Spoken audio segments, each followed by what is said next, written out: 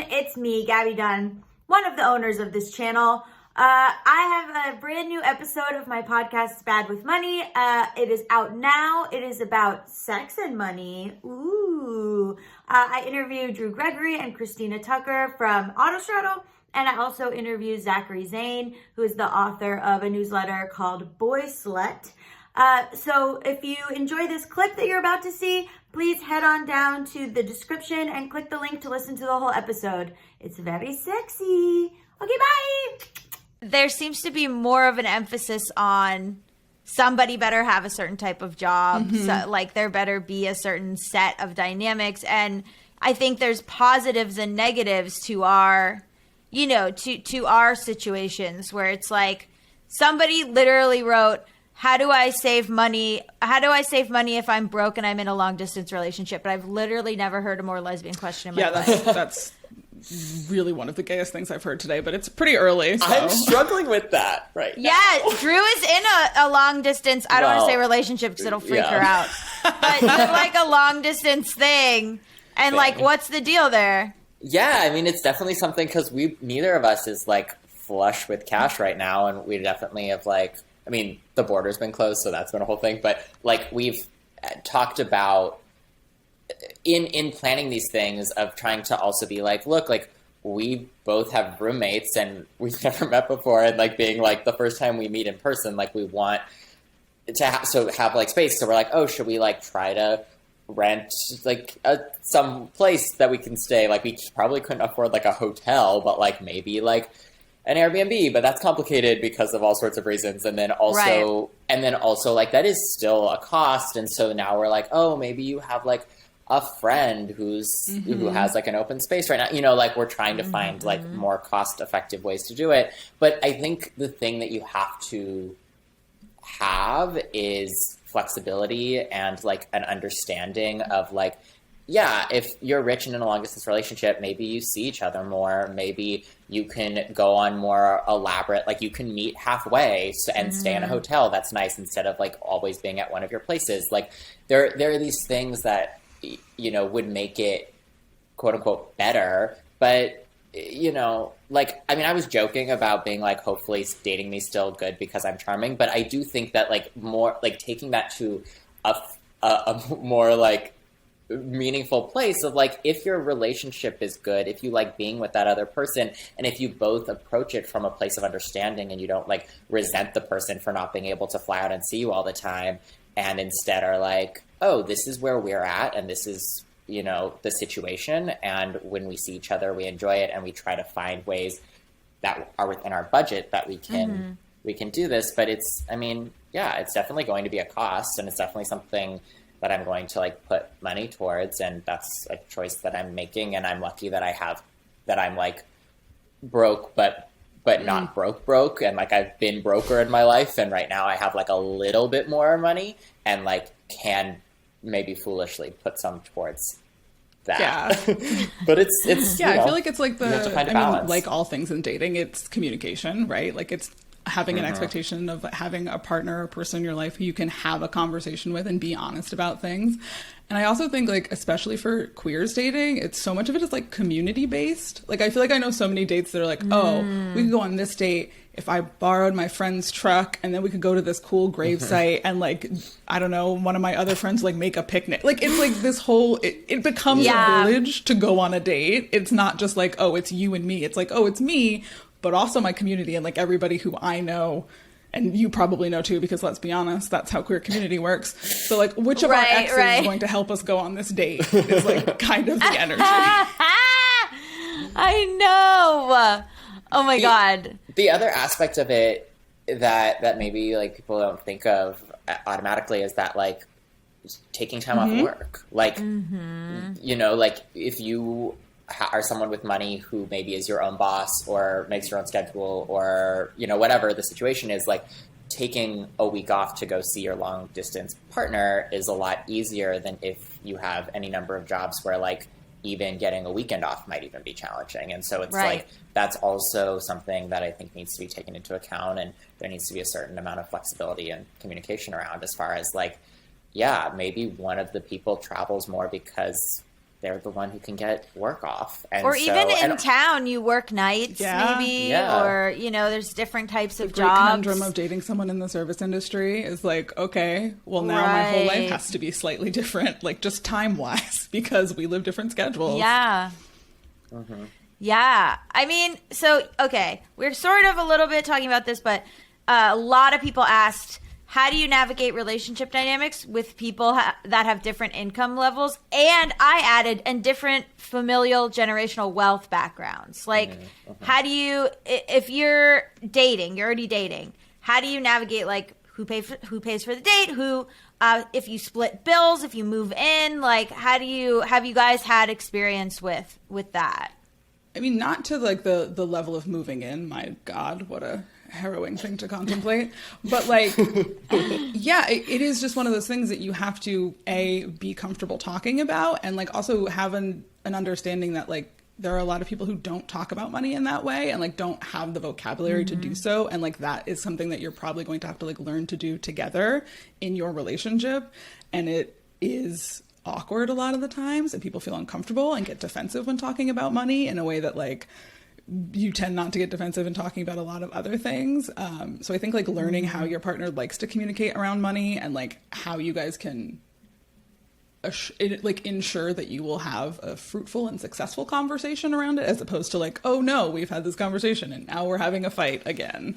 Like learning those things I think is really important, but it's certainly not like easy or even fun all the time. No. Sometimes it's not fun. That's life.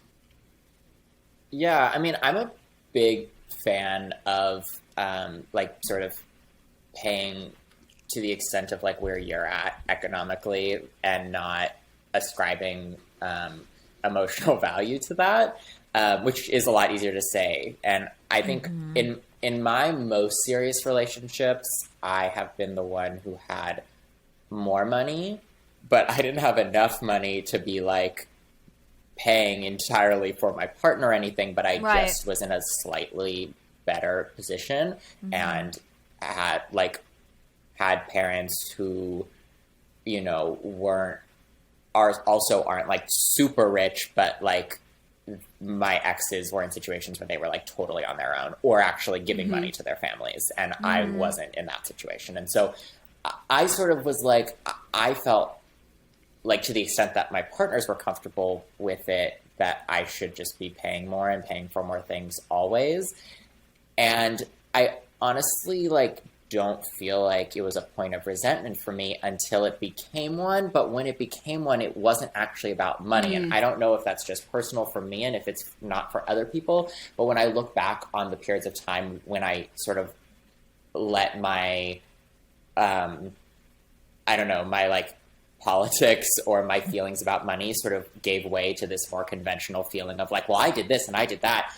It wasn't really about the money at that point. Like, I look back and I realized that actually it was about other issues I had in the relationship. And then I was using money as like a gotcha, even just in my own head. Like, I think that's pretty shitty to do to like the person themselves. And I don't know. I guess you'd have to ask my exes if I ever let that slip.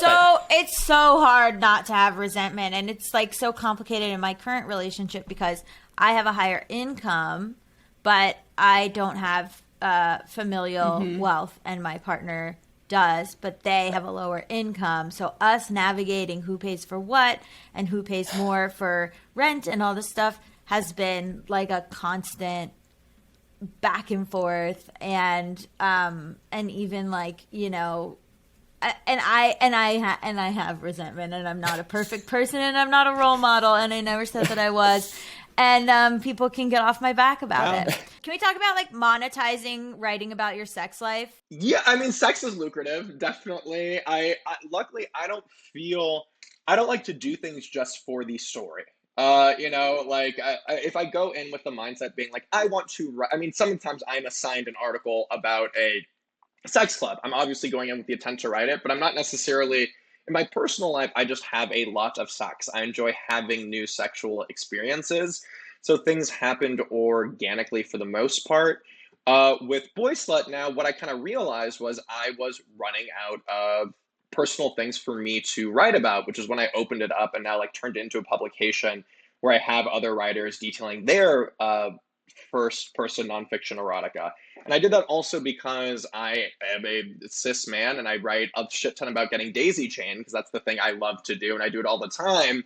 But at some point, you know, they kind of, it's always my experiences, it's always roughly the same stuff, even if it's with different people or different events. And I just wanted different voices. So that's definitely one way that I get kind of around it, where it's like, okay, I haven't had sex these past 2 weeks. Is that a thing that you're like, oh, there's money in this? Or like, I can make money from this newsletter? I can, like, what are the ways, you know, you're like, okay, I'm pitching articles, I'm doing this newsletter?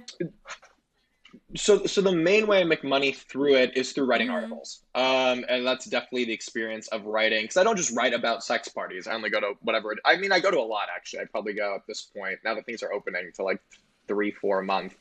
But you know, I'm a sex writer in that fact. Like, you can always write like SEO content for like, what are anal Right. beads? You know, and I have people hitting me up to write that stuff, and you know, you can shit it out. It takes all Pun of intended, an hour, baby. 2 Pun hours. intended, baby. And the pun intended, gleefully intended. And you know, they'll pay you $300-$400 for that type of content. And those are the type of content. The stuff that's honestly like my bread and butter is the stuff I don't even share on Instagram or Twitter or social media, because it's more boring, straightforward, basic 101 search engine option pieces. And I think I write an exciting, more compelling piece. I probably write maybe 1 or 2 a week, as opposed to like the 10 articles I write a week. But so in terms of writing about sex, there's always opportunities to make money there. Also, I mean, writing pays shit. That's why I'm a brand ambassador and influencer for a bunch of these Right. companies. And the majority of my money comes from doing press, doing podcasts, doing interviews, doing Instagram posts, doing the swipe up to not get erectile dysfunction, like whatever it is to help with your premature ejaculation.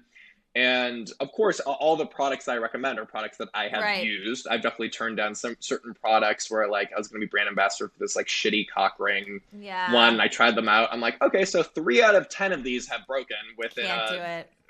5 minutes. I do not want to work for you. So it's all good products and good companies and people I believe in. I try to do it. We know it's queer owned, POC owned, woman owned.